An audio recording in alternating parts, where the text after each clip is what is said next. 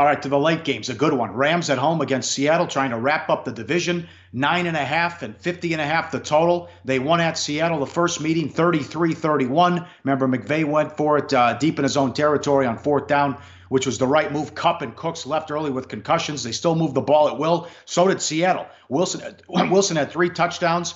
Carson had 100 yards rushing. They gashed the Rams on the ground. Check the status of Carson in this one. Seattle 13-3 to the under the last 3 years on the road in conference games. And we'll see. You got to be.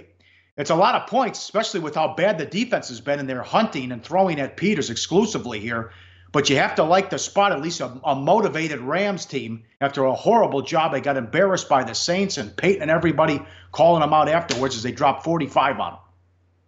I don't know if I'm going to say I like this spot for the Rams, because let's not forget what they have next. All right, this is a Rams team coming off back-to-back huge games. And up next, they're against Kansas City and Mexico City. That's a huge game as well. And here's the divisional matchup, but in the Pantheon, it kind of feels like a little bit of a flat spot for the home team. And the Rams haven't been making any money for anybody. They covered the first 3 weeks. Since then, 1 point spread cover the last 6 games, despite a 5-1 straight up record. So they're winning games without covering spreads like this one. And of course, we talk about the series history. You talked about how Seattle hung 31 in the first meeting, 190 rushing yards, 5.9 yards per carry, no problems running against the Rams defense in matchup number 1. We can also talk about some long-term history. Russell Wilson in his career, and this line's been bouncing around 9.5, 10, 9.5, 10. I think we called it 10 here.